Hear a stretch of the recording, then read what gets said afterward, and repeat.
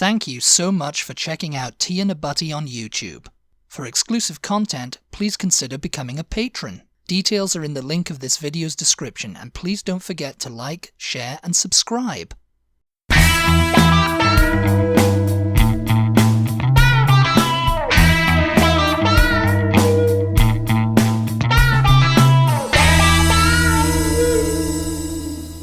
Hello and welcome to the Tea and a Butty podcast. I'm Dominic. And I'm Erica.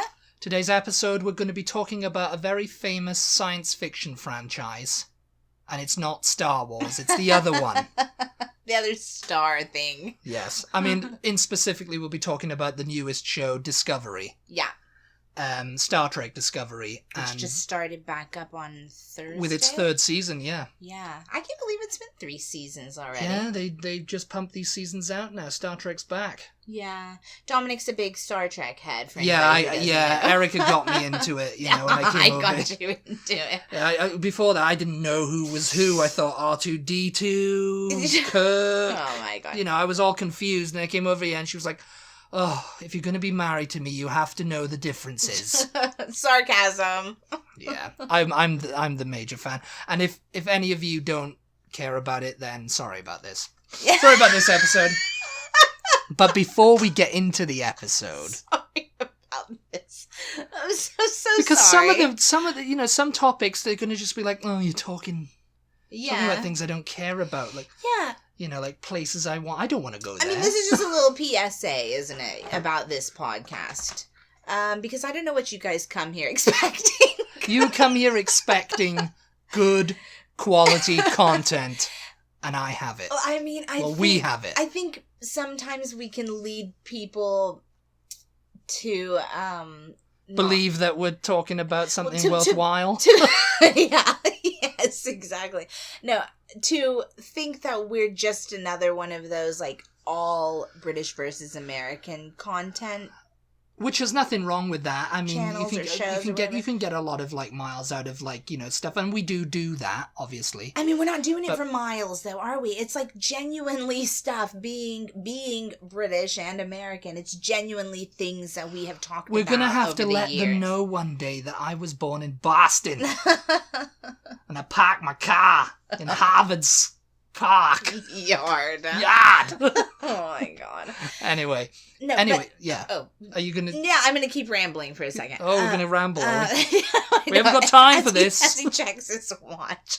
No, but we do because we're British and American. It comes naturally that we talk about these kinds of things. But the whole point of this show, in case this is your first episode listening to us, is that we're just having a chat. We're just having a chat. We're just like talking. Like you would over tea and a buddy. A buddy, of course, being the British sandwich, yeah. Or a sarnie. A butter sandwich. We could have called ourselves tea and a sarnie. Delicious butter sandwich. Well, it's not. No, it's not just butter. It's not just bread and butter. It's bread and butter with something.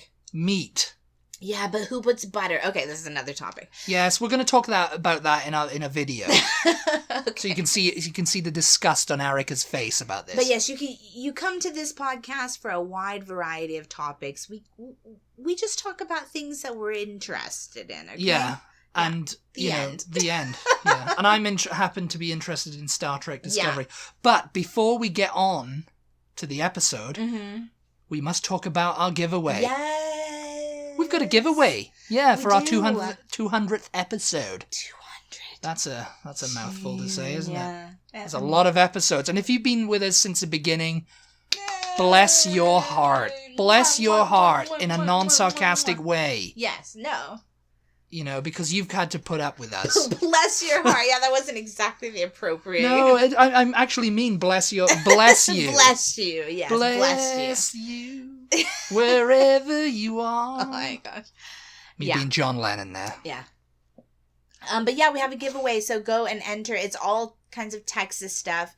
If you follow us on social media, or actually even if you just ever glance at our website, you'll have seen a picture of all the things. All the things. Yeah. All the things we're giving away. It's like a Texas tea giveaway. Yeah. We're calling it Texas tea a la Beverly Hillbillies, only there's no oil involved in this package. Well, there might be. Oh, there probably is somewhere. I was digging in the backyard the other day and I found some. There's plastic packaging, so that's oil. Yeah. That's oil. There you go. No, we're giving away like goodies and stuff that's related to Texas, and we got a lot of them from HEB, and well, we live in Texas, in case you didn't know, because we don't go on about it enough. Yeah. But yes, you've got to enter. You say Texas tea for me, and tag 3 friends. That you think might be interested in this. Yeah. Mm-hmm. Real people, preferably. The end. Goodbye. Anyway, on to Star Trek. Star Trek Discovery, yes. A lot of people don't like it. Yeah. I mean, it's that kind of thing, with a franchise. I mean, it's the same with Star Wars. It's the same with anything that's been popular, like, for 50-odd years. Yeah. That's built up a fan base, and it goes away, and then it comes back, and people are like, I don't like it. It's not my Star Trek. Yeah.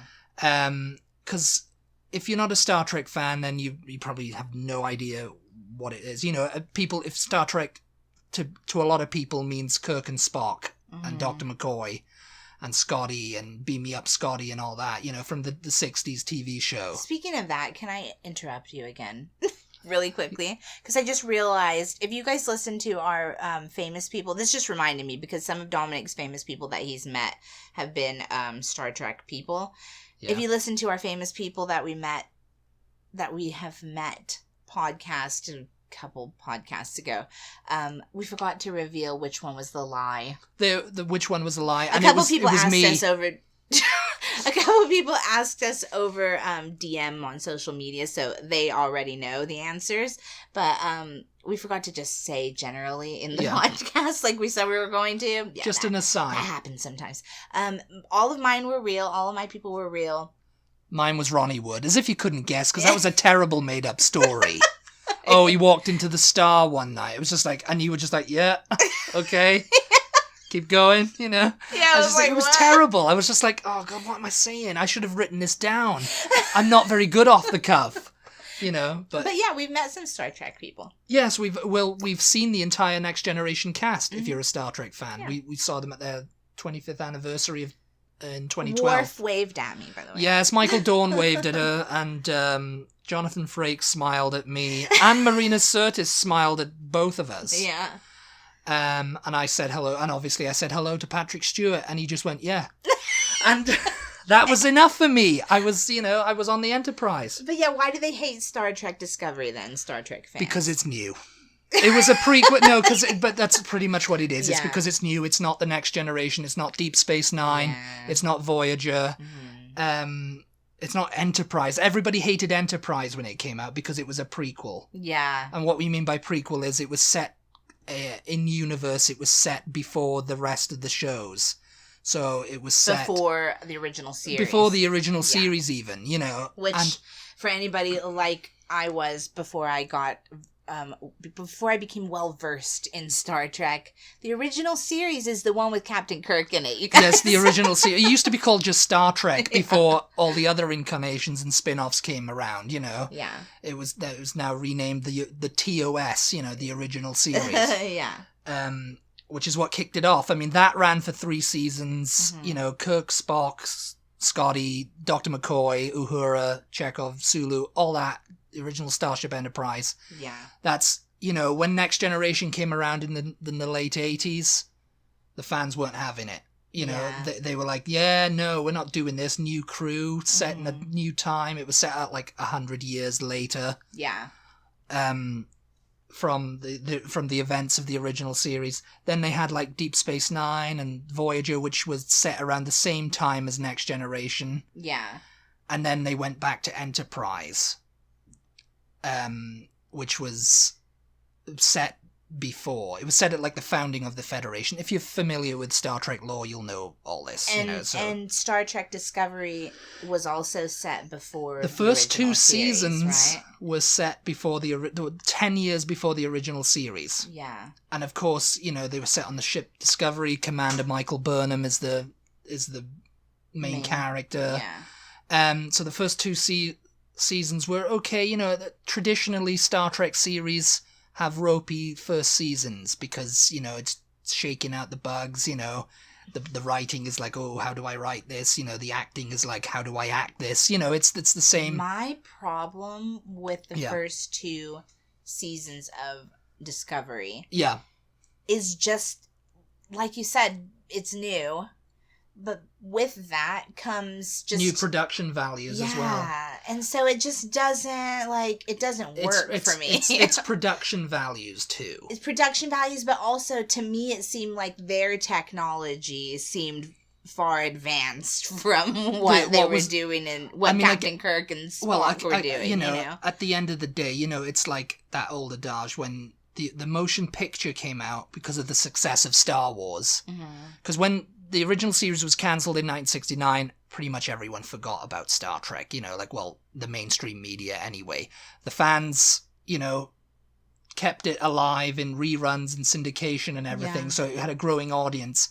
Star Wars happened, that was a massive success, that was science fiction, and it was like, Paramount were like, well, what can we do to rival it? Oh yeah, that show, Star Trek. Yeah. You know, let's get Captain Kirk and everyone back on the thing.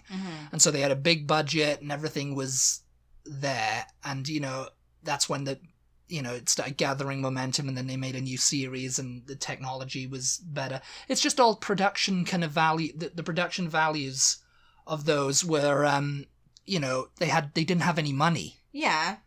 But also it was the 60s. Also it was the 60s, yeah. So, you know, the Klingons just look like people in like tan makeup. But to me that doesn't work, trying to go back in time to before that in 2000 and whatever. Yes, you know? It doesn't work. I mean, because the production value now is more. They've got more money, but also so many years have passed that they can do all kinds of special effects that they couldn't do back then. And so therefore it makes it look like their technology is more advanced than like what was going on in the Enterprise than what was going on then in a few years. And it's funny, you know, when they like did, I think Gene Roddenberry said when they created the new Klingon makeup with the forehead ridges and the hair and the teeth and everything, he said, that's what I always envisioned Klingons looking like, but we just didn't have the budget for it. Yeah. So it's like, use your imagination. I mean, you know? In that way, I would say, and this is going to be controversial for any Star Trek hardcore fans listening, but I would say that that Star Wars has done a lot better job at doing prequels and things. You're going to get Star Wars fans riled up because they do not like the prequels. I know, but I'm just saying, as far as nothing looked like more advanced or like a lot different. Forget the storyline, you know. Just nothing. Everything looked like it could have been at the same time period or just around the same time period. Whereas in Star Trek, in Star Trek, it doesn't. Star Trek is classic science fiction. Star Wars is fantasy. You know, it's like it would be easy to make a Game of Thrones prequel. You know what I mean? If you think about it, because there's nothing really to kind of go, oh well, you know. In 1960s, they were still using styluses, you know, to write on the thing, and that was the height of thing. Yeah. You know, because it's talking about humanity. Star Trek is, and then you know, fast forward a few years, technology and everything, it's like it looks futuristic. It's like, oh, what does that do? They can, you know, tap their badges and talk to people. Yeah. And you know. They've kept some of the, you know, for Discovery, they've kept the flip communicator and all that because, you know, if they were using badges, it would be like, why would they go from that to that and then back again? But even just their uniforms, to me, look more modern than, like, the original series. The original series were just, like, yellow tunic and ruffled pants. I don't know. It just takes me out of the universe watching it to go, okay, wait. This is before Kirk right here? You know, it's just like... And at the end of the day, it's kind of like they're trying to attract new fans. Yeah. So I mean, they're doing the lens flare stuff from the films, right? From the and that's another... From the J.J. Abrams The J.J. Abrams films with Chris Pine, which was another whole thing. Because when Enterprise was cancelled in 2005, it was goodbye to Star Trek. Mm-hmm. Paramount said, we're not going to be making any more Star Trek series. It's dead. Yeah. You know, they didn't say it's dead, but a lot of people were like, it's dead. There's no, and for like 5 years, for about the ratings kind of slipped for it and everything, and it was a little bit crazy, and everything. There's still fans who are campaigning, keep it on the air and stuff. I thought it was pretty good, It was pretty good. Honest. It was pretty good, yeah. Then they did J.J. Abrams took up the films, because there was no films after Nemesis either. There was absolutely no production of any Star Trek show or film, nothing. Yeah. The only medium it was happening in was, I think, gaming. So, when J.J. Abrams rocked up and said, "Oh, I'm going to make a Star Trek film and it's going to feature Kirk and Spock," everybody was like, "Why? Why would you do this?" Yeah. Oh, we're going to have Chris Pine as Kirk and Zachary Quinto as Spock. Everybody just, I hate this. And we're going to have Leonard Nimoy as Spock in it too. Yeah. People were like, what? The fans were all freaking out because, they're used to kind of like progression in the show. Like Voyager was at that time the latest in-universe show, Yeah. And after that, it was kind of like, I like that, And so now Discovery Season 3 is set in the 32nd century. Yeah. Because the earlier shows was 23rd and 24th. And of course, there's the Picard show now, which has got Patrick Stewart back, which had a ropey first season. But I think I'm excited to see the second season because, they're going to have Whoopi Goldberg back as Guinan, and they're probably going to have more, like people that Trek fans know. Yeah. They're gonna be into that, Yeah. But yeah, Discovery, people hate it because it's new. It's a new ship. It's a new show. It's a new crew. It's not set. There's no tie-in to. There's no Enterprise. There's no Enterprise. Yes, I think that's what the main problem is. It's not on the Enterprise. It's not on the Enterprise, and or a lot of people probably didn't like Deep Space Nine or Voyager because of that as well, because it wasn't the Enterprise. Yeah. That's the thing though with these new shows. I mean, Discovery, there was obviously they're a Starfleet ship and everything. But they're showing like, the Federation's got, and this is spoilers for anyone who hasn't seen the new episode. So if you don't listen past this point, in the third season, they've gone to the 32nd century. It's gone. The Federation's gone. It's gone. Starfleet is not there anymore. The galaxy's kind of thing because of this event that happened a century before.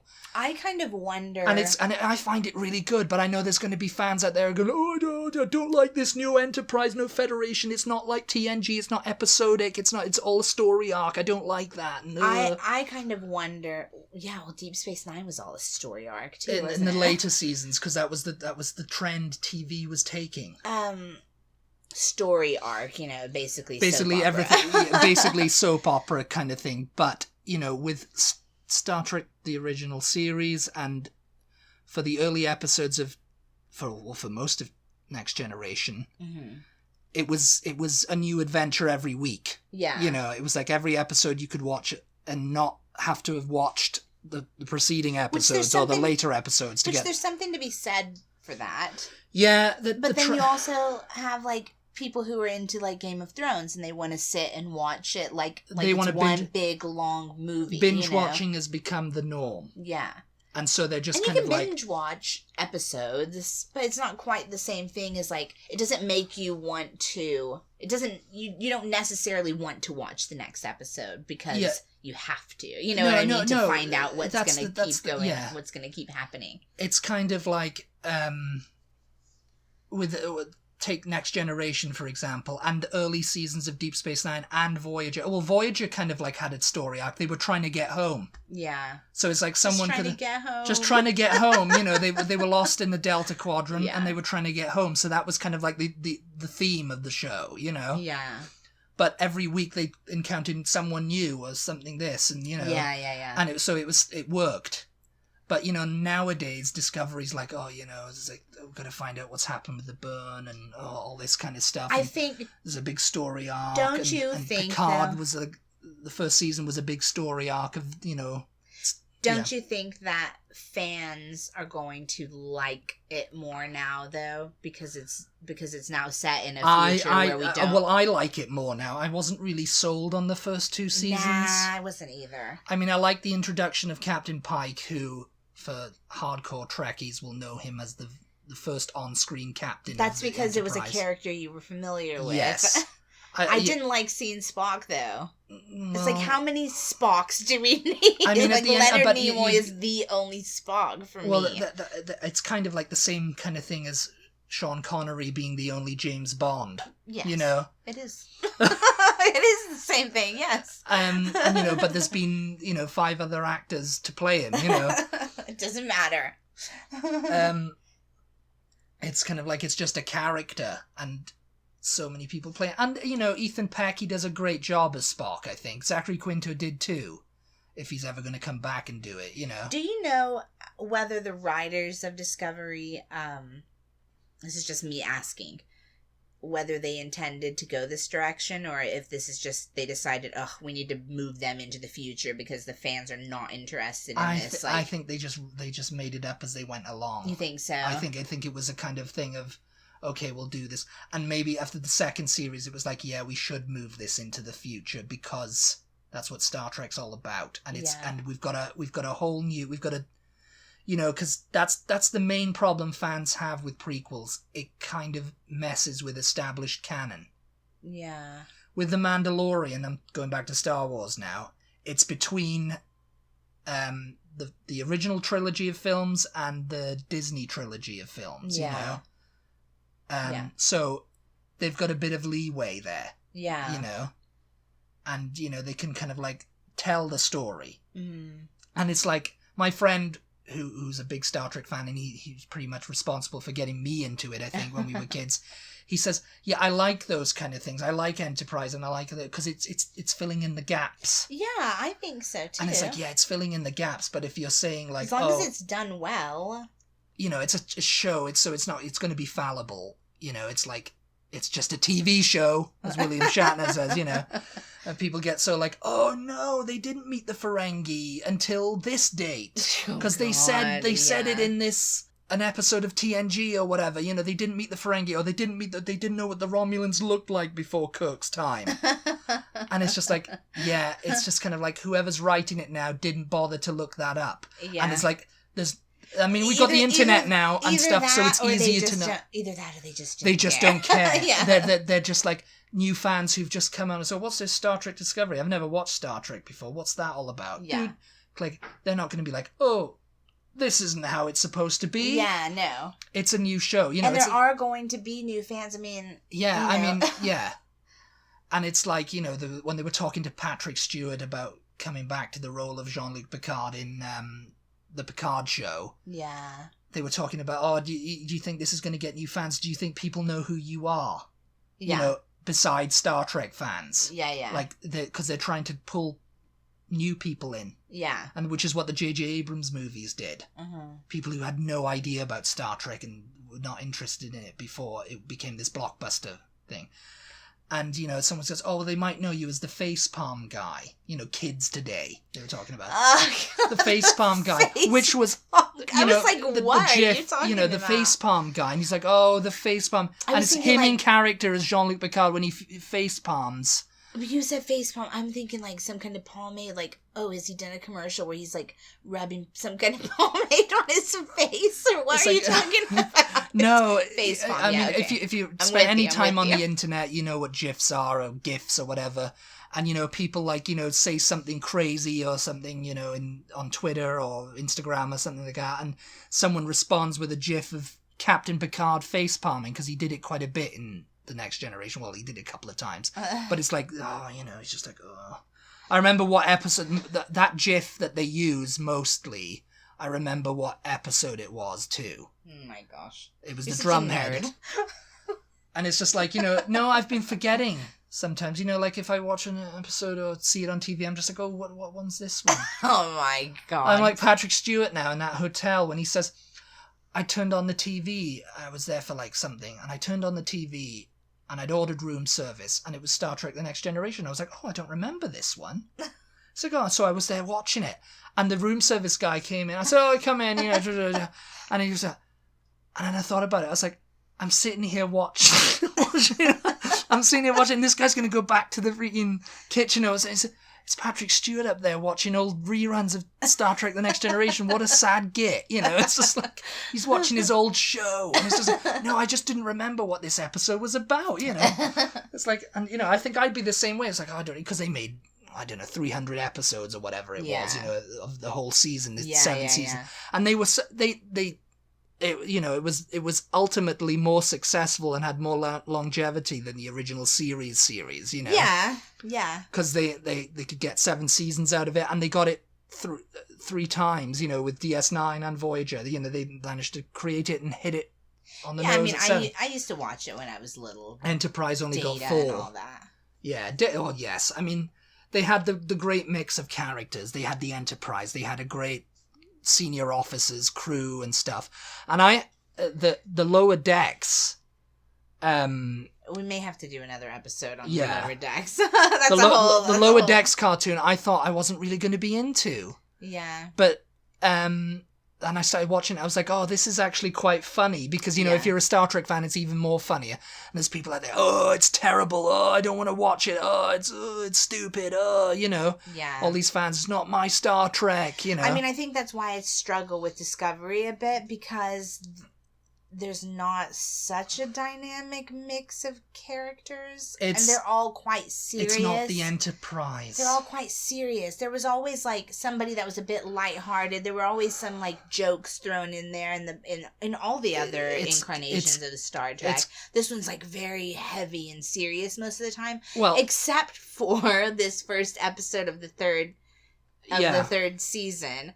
I thought that the part, again, this is spoilers, but the part where they sprayed her in the face with and she was being funny and stuff, and she goes, oh, you guys have a real problem if your couriers are stealing stuff and then colliding with 1,000-year-old women in space. But what cargo was he? Goes, I don't know, but it was temperature sensitive and really valuable, so it's probably ice cream.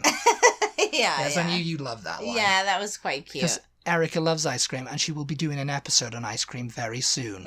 Will I? Yes. Just there you go. Just had to link that one up there. But yeah, it's like they've got to. I have a feeling they started doing this because Lower Decks was so funny. Yeah. Lower Decks is silly, but there's a lot of people who are like gatekeepers of canon.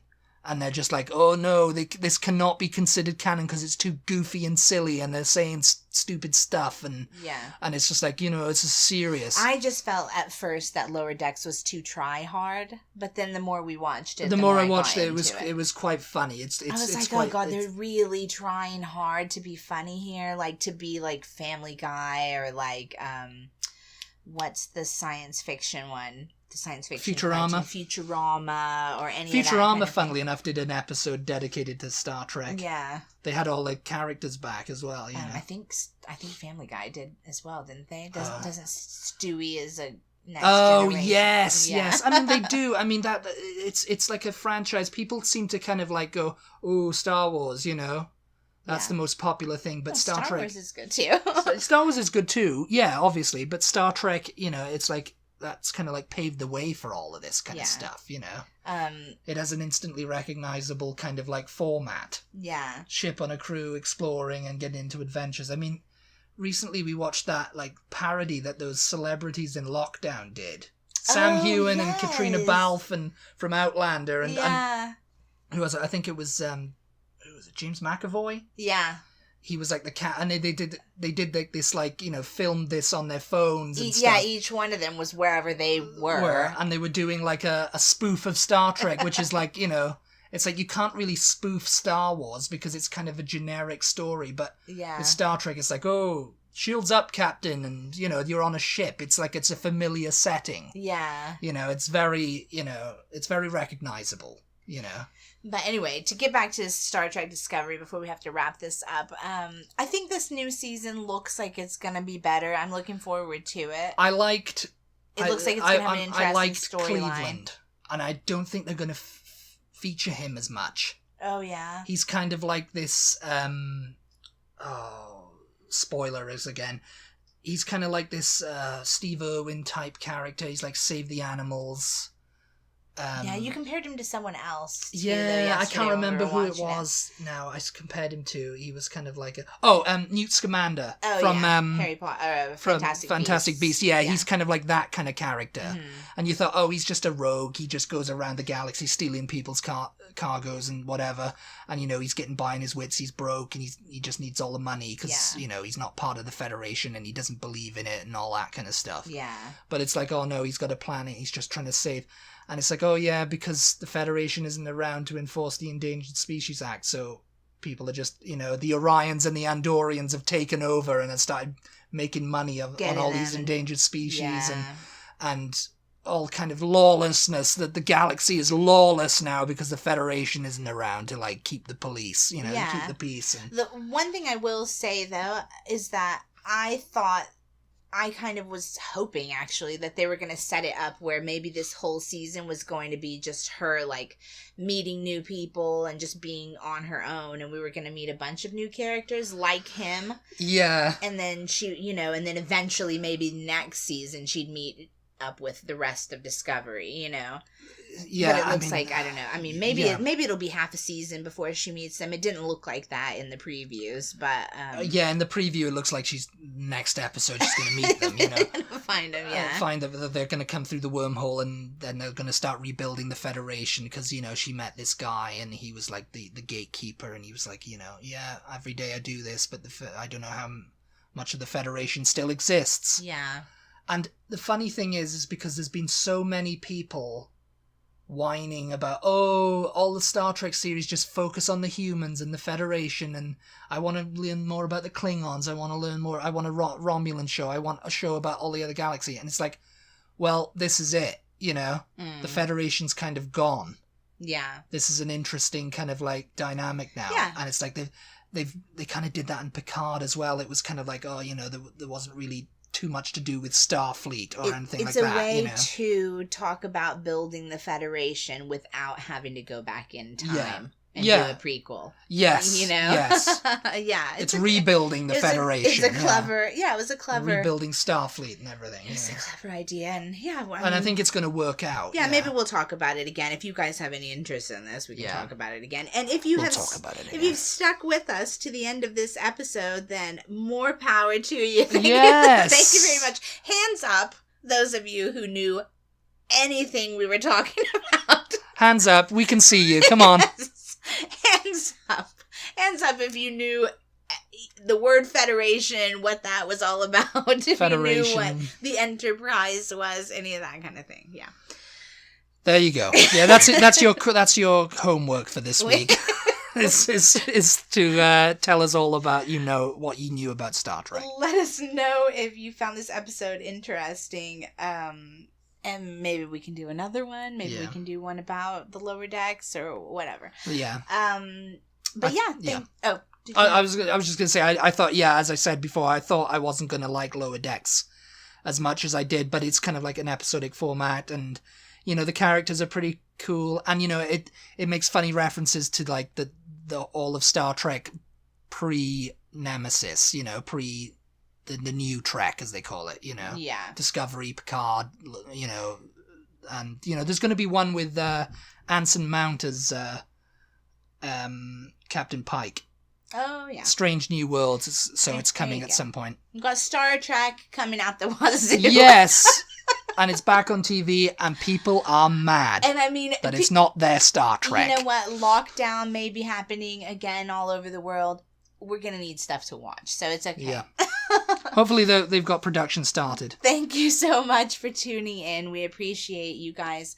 As always, if you like this podcast, be sure and share it with your friends. Help us spread the word. Give us a rating on whatever podcast app you're listening to us on, and we appreciate it. Yeah, and don't forget to enter our giveaway. Yes, giveaway. Woo! You have until November 10th, I think. November 10th. Entry closes November 10th. So go check that out. Any social media, Twitter, Instagram, Facebook, we're at TButty, TEABUTTY. So thanks for listening, and we will talk to you guys next time. And in true Star Trek style, live long and prosper. I thought you were going to say Dominic out.